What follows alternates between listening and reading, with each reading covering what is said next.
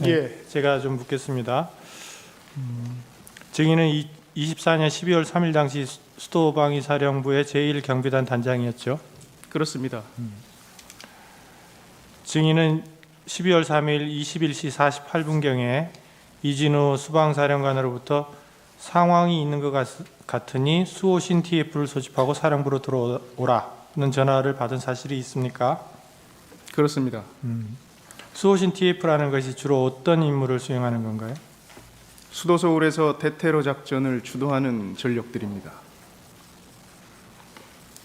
그게 테러 상황이 발생되었을 때 각종 대테러 작전할 수 있는 다양한 전력들을 통합해서 대응하는 그러한 부대입니다.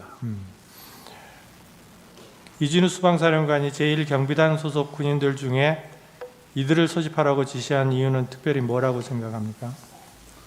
우선 저희 부대의 특성상 수도방위사령부의 기동 예비뿐만 아니라 대테러 작전 등 다양하게 활용할 수 있는 전력입니다.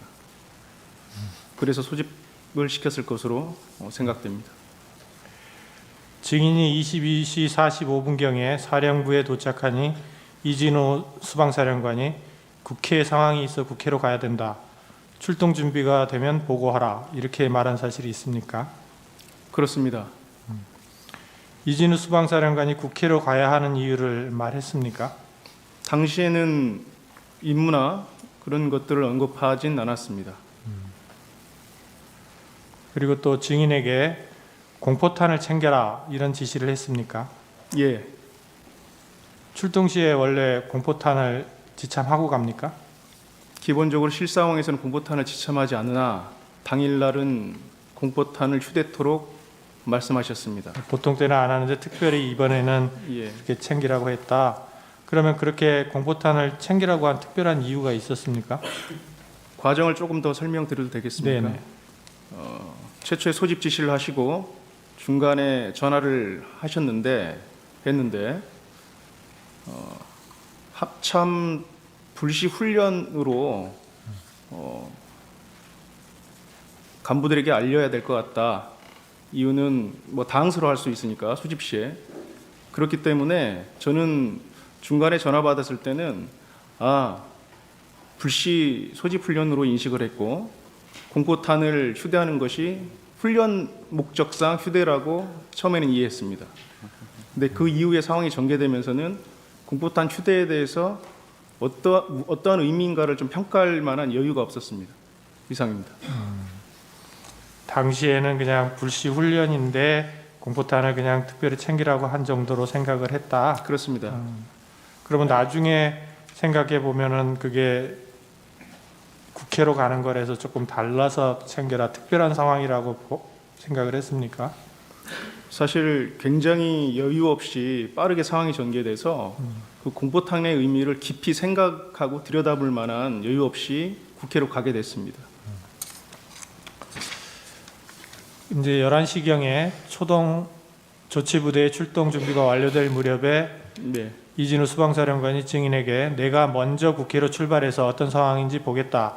부대가 현장에 도착하면 팀장으로 하여금 나에게 전화하라고 해라. 그러면 거기서 구체적인 임무와 역할을 알려주겠다. 라고 말하고 국회로 출발한 사실을 알고 있습니까? 예, 그렇게 했습니다. 평소 훈련 시에도 이와 같은 정도의 지시만을 받고 출동하는 상황도 예정이 있나요?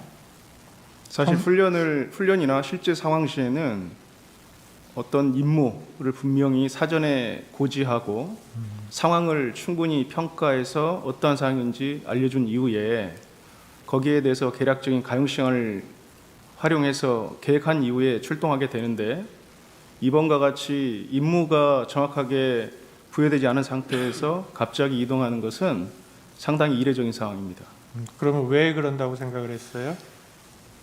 그때 이미 그 시간은 대통령님께서 비상계엄을 선포를 했고 저희에게 출동을 준비토록 사령관이 지시했기 때문에 그리고 또 사령관께서 직접 본인이 어떠한 임무인지를 확인하고 임무를 준다고 했기 때문에 다른 생각을 깊이 해볼 수는 없었습니다. 그러면 당시에는 사령관은 뭔가 뭐 장관이든 뭐 계엄사령관이든 뭔가 지시를 받았다라는 생각은 할 수 있었겠네요. 그 지시에 따라서 움직이는 거다라는, 그 지시에 따라 받고 또 증인한테 지시를 하는 거다, 이런 정도는 인식을 했겠네요.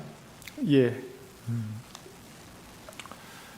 증인이 초동 조치부대가 출동하는 것을 확인하고 다시 사무실로 복귀한 뒤에 23시 17분경에 수방사 참모장으로부터 총기와 탄약은 차량에 두고 방탄 헬멧과 방탄복을 입고 3단 진압봉을 챙기도록 하라, 이런 지시를 받았습니까? 예, 그렇습니다. 국회에 이동하게 되면 총은 놓고 내려라고 하고 그러한 복장으로 3단 진압봉도 가져가라 그랬어요. 그렇습니다. 그래서 곧바로 화상회의를 통해서 각 대대장들에게 동일한 지시를 한 사실이 있습니까? 예,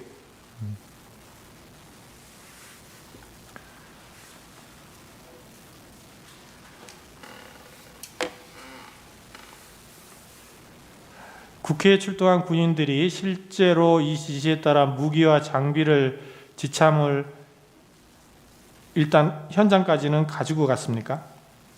예, 현장까지는 다 가지고 갔습니다. 현장까지는 가지고 가고 차량에는 두고 내렸다. 그렇습니다. 당시 국회로 출동했던 군인들의 총 인원수는 어떻게 됩니까? 총 136명입니다. 초동 조치부대가 국회 인근에 도착한 뒤에 해당 부대 팀장, 그러니까 지역대장들은 23시 40분경에 증인에게 전화를 해서 이진우 수방사령관에게 전화를 하였더니 국회 본청에 출입하는 인원을 통제하라는 지시를 하였다, 이렇게 보고한 사실이 있습니까?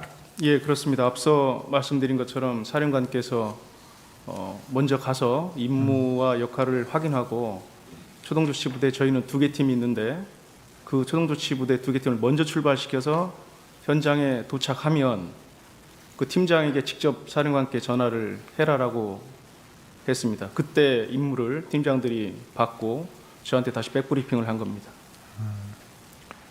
그리고 나서 23시 51분경에 이진우 수방사령관이 증인에게 전화로 경찰의 협조를 받아 국회 울타리 내부로 진입해라, 이렇게 지시를 했습니까? 아마 비슷한 시간대일 텐데 네. 저한테도 차후에 그러한 임무를 다시 한번 언급하시면서 경찰의 협조를 받아서 내부로 들어가라는 말씀을 하셨습니다.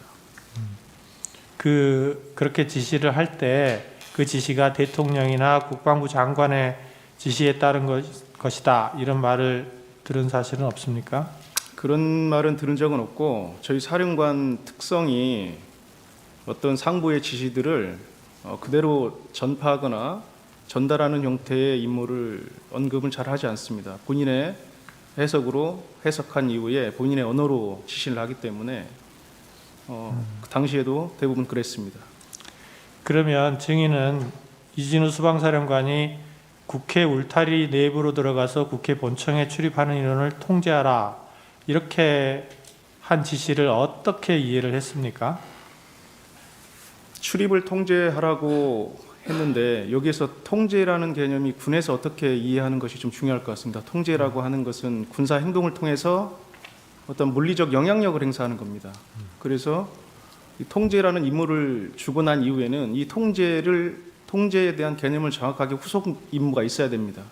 그래서 그 당시에는 일단 국회 건물에 사람들이 출입할 수 있는 주요한 지점에 저희가 인원들이 배치가 되고, 그래서 출입하는 인원들을 저희가 통제라는 의미는 누구는 출입시키고 누구는 출입시키지 않을 것인가에 대해서는 후속해서 임무가 주어졌어야 되는데 그 단계까지는 사실 진행이 안 돼 있던 상태인 겁니다. 통제하라는 말은 이제 장악을 해서 들어갈 사람 안 들어갈 사람을 선별하고 예. 이런 거를 정리하는 단계인데, 그 후에는 이제 아직 어떻게 하라는 데까지 가지 못했다, 이런 말인 거죠? 예, 그렇습니다. 통제 명령